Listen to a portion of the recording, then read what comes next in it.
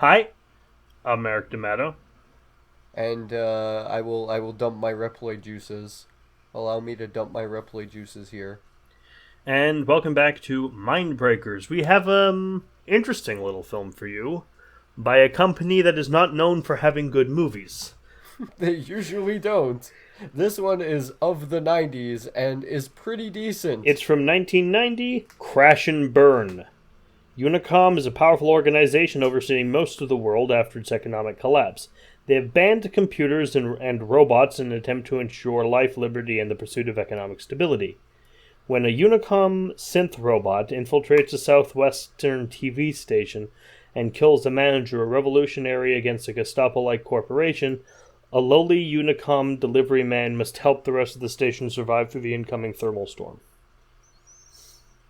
It's kind of generic, and we all know how the main character is gonna die, baby. He's gonna crash and burn. Hmm. But also, it's of the 90s, and it's a pretty decent one. I'm trying to look up the IMDb for It's it. directed by Charles Band. I want to see if it's certified fresh, this film. Who cares? Let's watch it. I kind of do, actually. Give me 2 seconds. Wait, hang on. I'm gonna get it. I don't... There we go, Look, IMDb. reviews are bullshit because they gave good reviews to 2001: A Space Odyssey and bad reviews to Bud the Chud, so nothing it says can matter to me. It's got a 5 out of 10, okay? It's got a 5 out of 10. It's halfway there. Look, as long as reviewers keep saying that 2001: A Space Odyssey is a masterpiece, I have no time for them. Honestly, yeah, there's certain movies that's just like, oh, you think that's good? Well, screw off. It's got an audience score of 22%. Okay. That's not Audiences great. are idiots, though. And yeah, exactly. And as far as I can tell, it has literally 0%. Oh, wow. It's quite strange. It's like NA, Gee. basically. I don't know why. It doesn't even have like a freshness meter. There's no Maybe tomato. no one bothered to review it. even. There's no tomato. We have no tomatoes today. There is no spoon. Alright, let's watch Crash and Burn. Yep, let's do this. In the year 2035, a corporate power will rule our nation with terror. Using a secret army of synthetic humans, they will destroy all who oppose them. But a small outpost of rebels will fight their killing machine. By reviving a weapon from their past, they will wage the final battle for our future.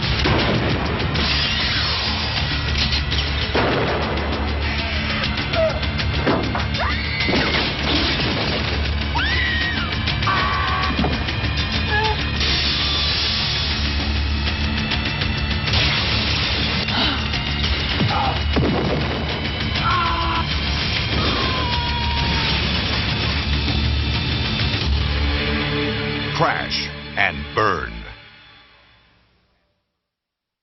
Okay, so this was John Carpenter's The Thing meets The Terminator. It's a lot of little things, but yeah, like it's a lot of those two things mixed in with maybe a bit of Fallout and a bit of Mad Max. Also, if you're looking for, if you want to see just the scenes of the big robot, you saw them all in the trailer. Yeah, seriously.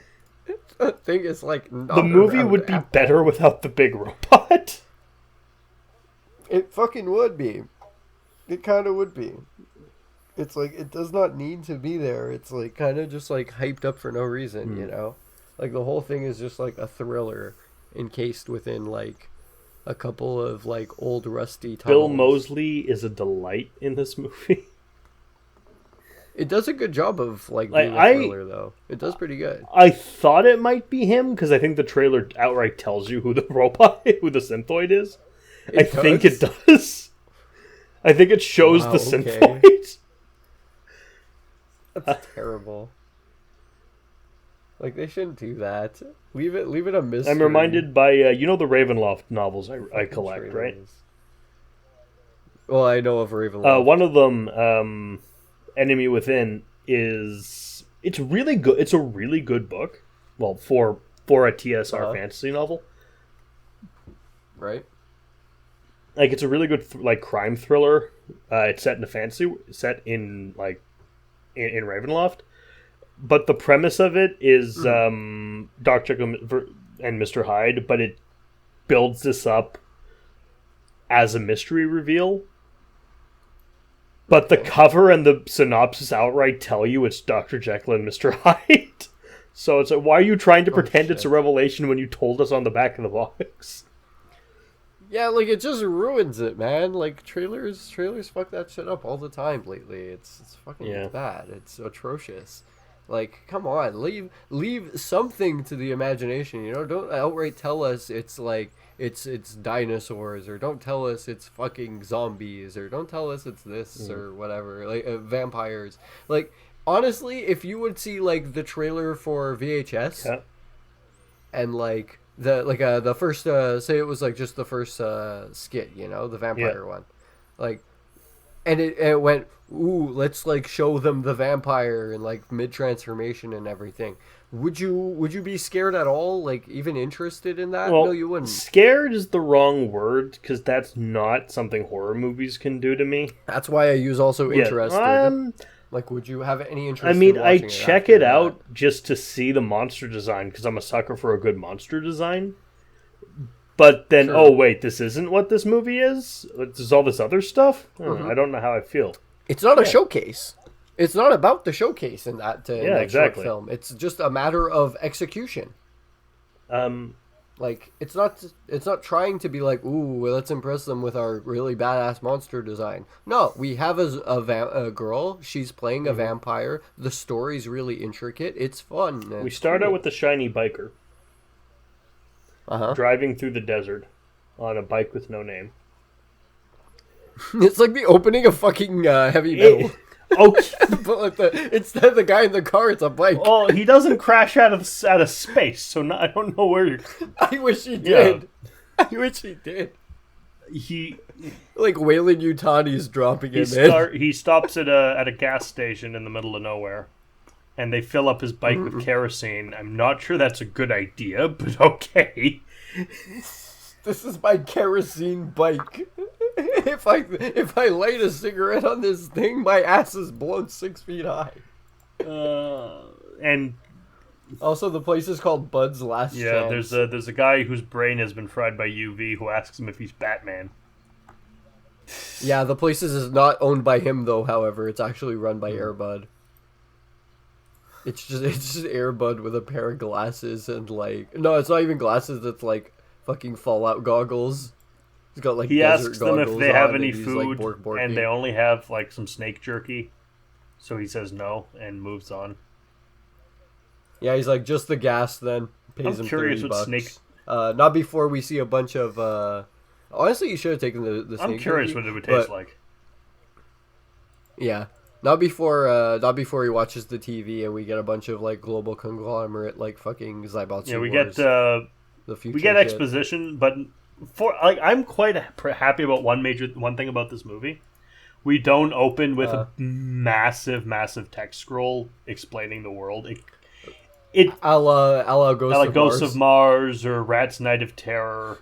It actually surprisingly lets the world like show itself organically, build itself, and that's amazing for the kind of movies we watch. It actually, builds. This is the perfect This is the perfect definition of show don't tell. And like this is Full Moon. This is the Puppet Master guys, and they know how to do this. No one has excuse.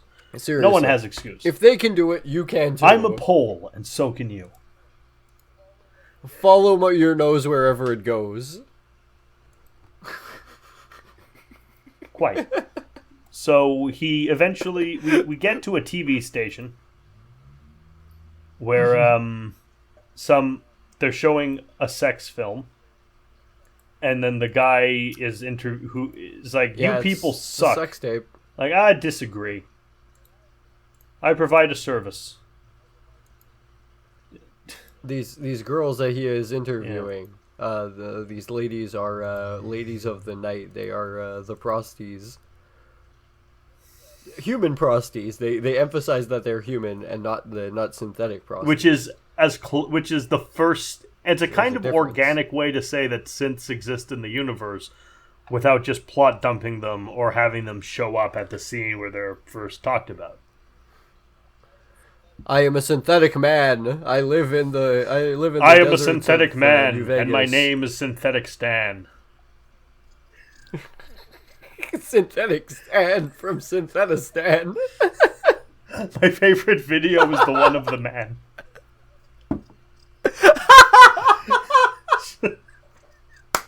I think we lost. I love everyone should watch the video of the man. Just slowly zooms in on a field. Misbehaving children need to watch the man. Stop it! The synthetic man from Aesthetic. I can't. Okay. Oh, we have No, to we stop. can't. We have to Oh keep my going. God. No, okay, we'll keep going here. Okay. Ooh. So the synthetic prosties are No, they're human being, prostitutes. Being That was the whole point. yeah, they're getting the human prosties are being told They that suck. by an asshole caller on this Maury Povich-esque TV show called The Winston Wicked Show that synthetic prosties are actually better than the human prosties, and the human prosties should feel ashamed of themselves for having the job still. Yes. It's a call-in show in the apocalypse. What do you? They should be grateful they have a call-in show in the apocalypse. Honestly, I'm surprised they don't have like you are not the father of like this gamma irradiated child, or like you are not radiated episodes. What to do if you have radiation? No, it's like so we made you take the polygraph test and determined you are lying about being irradiated. It's like 6 guests basically, and it's like I knew that one was irradiated. The irradiated one's just Like glowing getting green. into I don't fights know. with the audience. I never would have guessed. Yeah, exactly. It's like sitting there like the Incredible Hulk. Hulk smash puny puny Jerry Springer.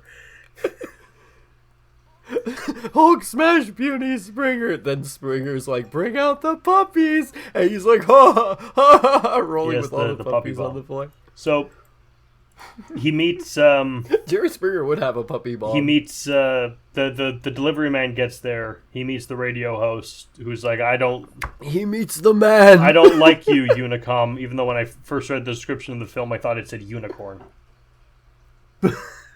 Honestly, in my notes, I wrote it multiple times, and every time I look at it, it looks like fucking unicorn. So the Unicorn Corporation. We'll just call it that from the rest of the episode. Wayland Yutani. It's Wayland fucking Yutani, dude. It is. It wants to so hard incorporate more space shit in there, but it doesn't do it because it's 90s. So he's we get a bit of we meet some of the characters. We meet the helper, Bill Mosely.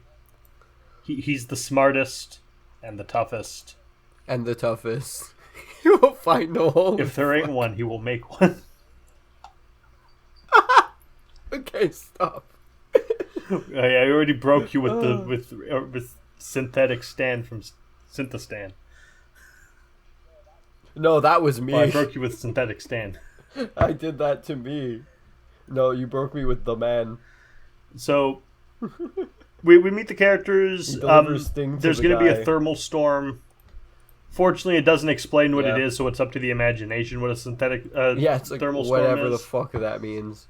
So It's a really bad, like, sandstorm, I would everyone has to imagine. stay there until the storm goes away. We meet a character who's a teacher. We meet the guy's granddaughter. Yeah. Pretty much. Her name's Erin. She's the camera Basically, girl and everything else. Let's basically. just say the Hateful Eight is set up. Yeah, it is very Hateful Eight. I love Hateful. I Like, love the very Hateful much Eight. so. Hateful Eight's a fantastic film. Honestly, it was. That Lincoln letter, is that real? There's no gosh dang darky with a Lincoln letter. So, at night, the grandfather... Oh, we find they have a big robot in the backyard. It isn't important yet. It's the titular. No, it isn't. It's not. The titular Robo-Man. thing is the computer virus. I thought the movie was No, it's called called Crash and Robo-Man. Burn. I thought it was Are called you Robo-Man. joking or serious? I What do you can't. I think? can never tell with you. That's why I'm asking. As it should be. I know the movie's called Crash and Burn, Merrick. You don't have to fucking Okay. tell me. Good. But like, yeah, it's just cover Robo-Man, basically, is established as being broken and tampered with by the little girl who's 16 It wasn't years a old. weapon. It was like it's a future crane. It's a crane from the future. It's not a weapon. Yeah. The thing's called a deviate. Get it? Because it's like it deviates From what the government like wants? roads. Yeah. Yeah, and it deviates from the norm in terms of practical effects. I mean, it's a good effect. It just doesn't do much. It deviates from the fact that you should use your effects to their fullest. Like, use the set, use the location, use the props. So the grandfather gets murdered, and scans say that it's a synthoid who did it. And a synthoid can't do that. Isaac Asimov's first law of robotics states that a robot cannot harm a human.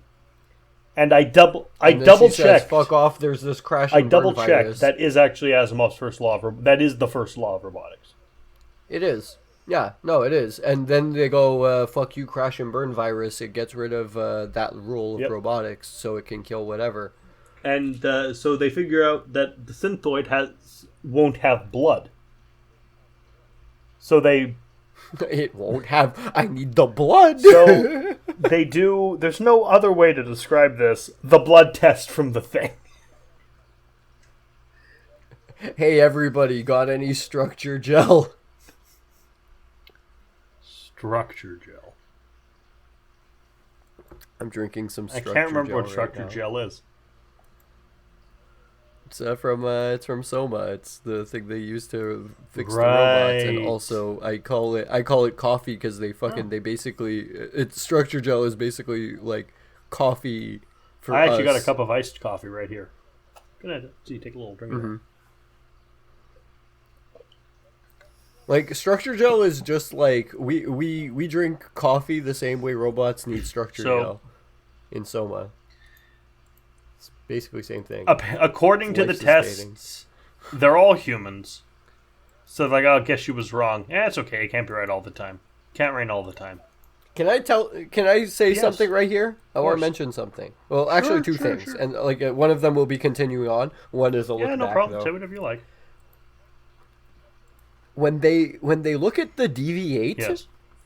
they say one line, okay? Like right after they mention the thing. It's like one little like throwaway exposition line. And it sums up the entire world super, super well. You know which one I'm Not talking off the top about? of my head. I watched this some time ago. Okay. There's one specific throwaway line, and he goes, "Oh yeah, I haven't seen these like in forever." And the little girl goes, I think it was the little girl that said it. She's like I think 6, she goes 16, 17. Whatever, 16-year-old girl Erin, she goes, yeah, I remember when my granddaddy was telling me they were using these in the Mexican uranium mines. Yeah. And I went, yes. Like, that is like the perfect establishment of how shitty the corps are in this world. In one like in 3 words. Mexican uranium mines. So Beautiful. they're trying to figure out who the synth is. The power's going out, so they need to get. The Watkins really didn't want to take Yeah. the test. Yeah, that's the second thing I wanted to mention. He gets cut Yeah. by Quinn. Like Quinn is like he like manages to like I guess like Quinn like is Bill pocket Mosely, pocket by the the way. blade. Yeah, exactly. He grabs it, he like pockets it, and then when he manages to like taunt out Winston to like pull, like grabbing at something, he like cuts his hand really fast on the finger, and he goes like, ah, gosh damn, and everything, and he gets him really fast, but like you see that it's Yeah. blood. It's like okay, but he gets him involuntarily, and everybody was like laughing about it. And I love how his response is to go got a drink. smug His face on response to this wound that's bleeding is to consume copious amounts of alcohol because he's stupid. And yeah, that's how you get rid of infection, dipshit. pour it on the wound, fine. But if you're bleeding out, don't drink it. Holy water on the Bleeding clip. out, the alcohol will not help you. Yeah, but see, Quinn saw the motherfucker and holy water on the clip. Yes. And then he hit him for his loot, then he did. You're not making this a running gag. It hasn't worked yet. I use it sometimes, okay, and it works. Holy water on the clip is as iconic as my gun go off. So, the main character and the teacher make love. We get that scene. It's fairly gratuitous. It goes on for a while, this scene. Yep, quite a bit. I actually, I had my headphones on Bluetooth, and I had my laptop just kind of run it, and I made myself some coffee while that happened. Then, I think one of the prostitutes is killed.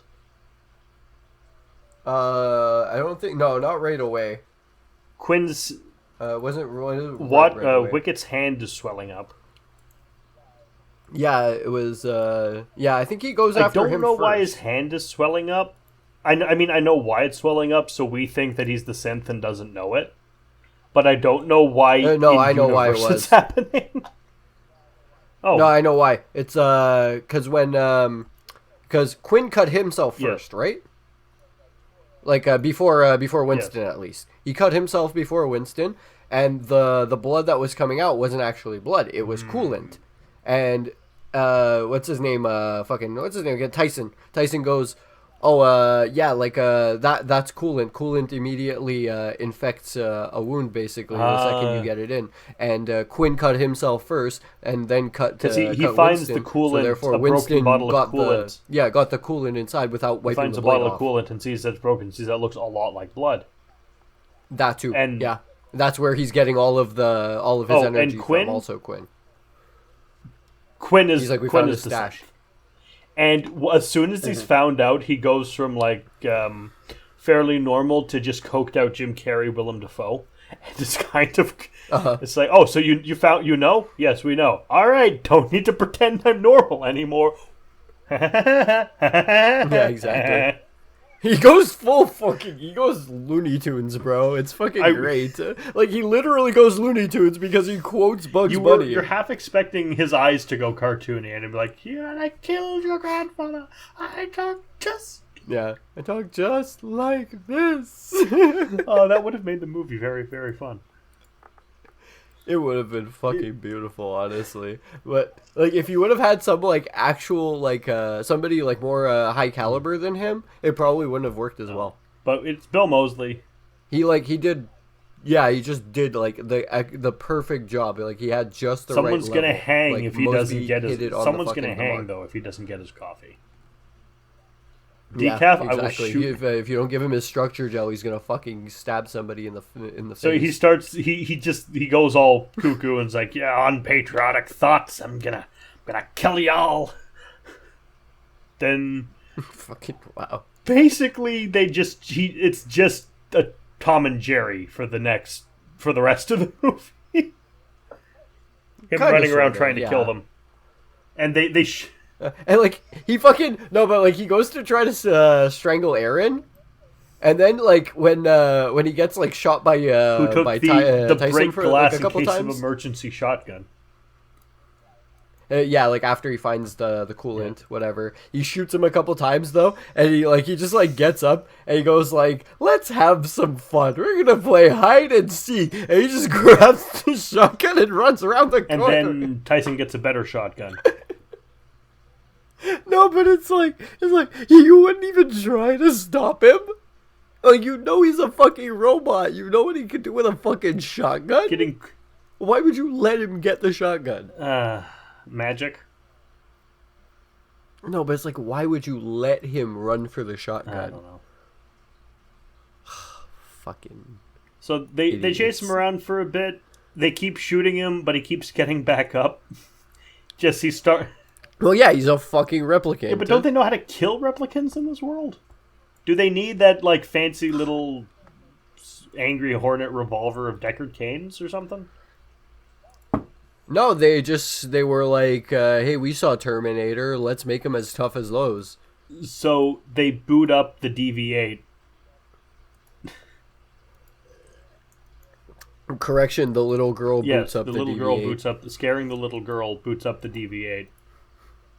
And the DV8 boots up and scares the little girl. And then it steps on...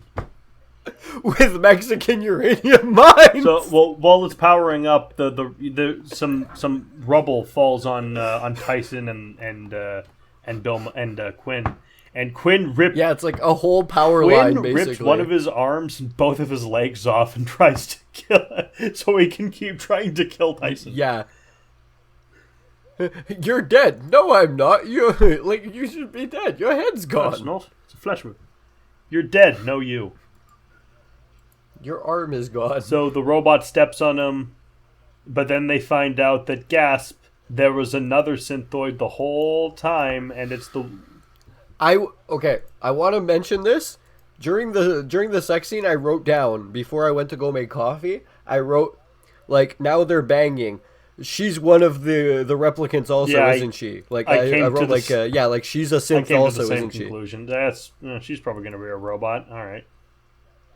Yeah, exactly. And I thought I was wrong. This movie actually had me fooled by thinking I was wrong. But like, it had me going. She tries to kill them, but even though it took a giant robot to kill Quinn, she goes out with a single shotgun blast. Yep. She was a much less well-built model, apparently. She was a pleasure model that got her teaching degree because she made enough tips to go through college. I'd say she just got repurposed, but all right, we'll go with your answer. Well, I mean, come on. Every stripper has to, like, use the money for, like, some sort of education. Then they go back to the place with the snake jerky. So because the thermal storm hasn't come yet, they're trying to escape it. Yeah, Bud's last chance, where Wolverine is just, like, sitting there with a fucking bottle of whiskey, and he's going, "Go watch my movie. Go watch Logan." Then they're at a jeep. They're in a jeep with a dog, and they stop by the station, and the little Mexican boy runs up and takes a picture of her, and and says, and then he gets sent back to the Mexican uranium. And then she asks him, "What'd he say?" And then the old guy who owns the gas station looks up and said, "There's a storm coming." And then she says, "Yeah," I know, and drives off to the Terminator theme. She says, "Yeah, I know there's gonna be a storm. There's gonna be a storm after I send this little Mexican child back to the uranium mines." So that was Crash and Burn. Can we make more Mexican uranium mine You may make jokes? as many as you like. Oh no, I think I'm done. Disappointing.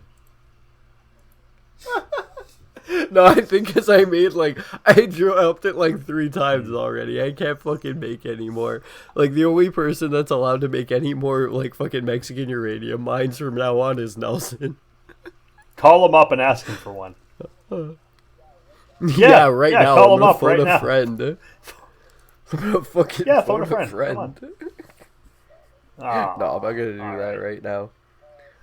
There's like one thing I wanted to mention, like one other thing.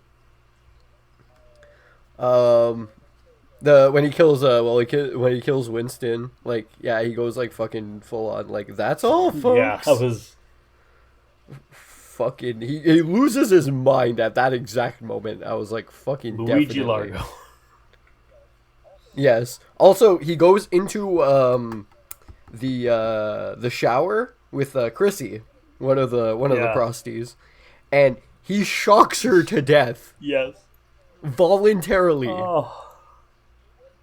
It's not like he grabs her, he goes like, come here, and like shoves her into him. It's like, no, like she's touching him and like slapping him away, and therefore he like grabs the shower head and conducts the water through, like conducts the electricity onto her. Like it makes no sense. She dies like completely unreasonably. Maybe he rolled a 20. No, it's like bullshit. Like fucking stupid. Like he would have had to have like all kinds of exposed wires and been like fucking like blitzing and blurbing all over the place with like sparks. I think you said blurb once. It's fine. No, but it's like, come on. It would have made a lot more sense, honestly, if he would just like been like walking up and been like, hey, guess who? And like he was like inching his way towards her, like all like sparky and everything, and then like finally manages to like kill her the second he steps onto the thing, and you like see him like sparking all over the place, and she goes like, ah, when she realizes that he's gonna kill her. It should have been after he'd had significant lacerations. Honestly. Yeah, well, it was, but they just didn't show them properly because the whole scene was just so fucking dark, and they were, like, trying to make it as if, like, he was going to actually, like, be all lovey-dovey with her. They should have, like, they were Like, going for the Terminator thing. I would have liked to see some endoskeleton battle damage instead of the big robot. Like, metal skull. Yeah, but instead stuff. they were, like... Instead they were filming it like the love scene between Sarah Connor and Kyle Reese.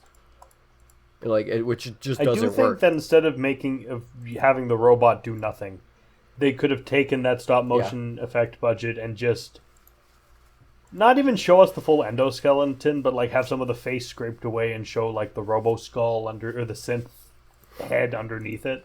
Would have been cool. Yeah, or a better idea even. She should have been like second right after he goes after Aaron. So that way he can get a little bit, like, he could get, like, shotgun blast and whatever, like, he'll be, like, messed up. And then when he goes after her, you know, you see the extent of the damage. And then he goes after, like, Wilson, or Winston, whatever the fuck his name was, the fat one, the little piggy. Yeah, it goes after him afterwards, and he doesn't even, like, change into clothes or whatever. He just, like, stays naked because it's fun. I mean, he's for a him. robot. He doesn't care.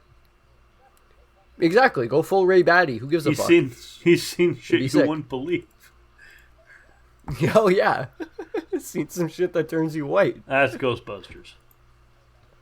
Yeah, I know, but whatever. It'd be fucking cool. There are ghosts in the machine, all right. Cyborg Superman. Ghostbusters meet Transformers. No, Meet Cyborg Superman. No, seriously, Terminator. Ghostbusters meet Transformers is a real thing. I know, but like I'm adding more to it. Go read it now. It's great. You could now. I'm telling. It's not a request. Ghostbusters versus Beetlejuice. Okay, let me type this in. Hang on. Ghostbusters versus Beetlejuice would be awesome. Yeah. Yeah, it would be. Ghostbusters versus... We're doing this live, alright. Well, hey, you told me to read it. Not... I'm seeing Ghostbusters versus Beetlejuice, actually. I think that's fan art. It looks like it, yeah. Yeah, it is. But you told me Ghostbusters versus... Transformers. There you go. And I'm telling you it's real. Transformers. Also, they mentioned that the grandpa, like going back to the movie, going back to they mentioned that like Latham, the grandpa guy that gets like thrown into the generator. They mentioned that he was like part of like the ULA, like the United. That's why like, he was killed. Movement, that's why they sent a robot to kill him. Yeah, exactly. Yeah, but they were like, They said there was like an offshoot line. It was like, oh, maybe he's in the trans room when they were like looking for his when they didn't realize he was dead yet. And I was just like, oh god, that line would like just that age is so bad now. Like with everything being like just pure like Netflix LGBTQ bullshit. It's so weird. How do you mean? To hear? Come on, the trans room. After all of like the bullshit of like unisex bathrooms and shit. Okay, we're like quickly ending this line of discussion. I know, but it was like it gets that weird when you think about it. But yeah, Ghostbusters versus Transformers. It looks pretty sick so far. Anyway, what do you give this movie? I give it a 7 out of 10. This is a solid 7 out of 10 for me. It's cheesy, but it's not bad. And I do like the world building elements as we established. It would be okay for a normal movie, but considering it's Full Moon Productions, it's a masterpiece. And honestly, they could have done a lot more in terms of like set building and world building. Even like it wanted to be cyberpunk so fucking bad, but they didn't have budget. And honestly, I would see a sequel to this, or like some sort of follow up to this in a similar world. Like I like shit like this. This is very like up my alley in terms of style and set and plot and whatever. And 7 out of 10 would watch Mexican Uranium Mines the sequel. Now next time we have. What about you? No, you gotta give it something. I don't know, 6. I've seen a lot better 6? and I've seen a lot worse. It fell like firmly in the this is a perfectly serviceable film. It's not super good, but it's not bad enough to be super interesting either, kind of thing. Like it's middle. It's strictly middle of the road for me. It's very middle of the road, and I understand why people would give it like 5 out of 10. But for me personally, like it is a bit more above average, especially after some of the other bullshit I've seen recently. 7 out of 10, week, I like. Next week, we are going to do a superhero film. A Marvel superhero film. Superman. Okay, not Cyborg Superman? So I gotta ask you, okay. Gio. What? Who's strong and brave here to save the American way? Captain Planet. Yes, we're watching Captain Planet. See you next time. Bye.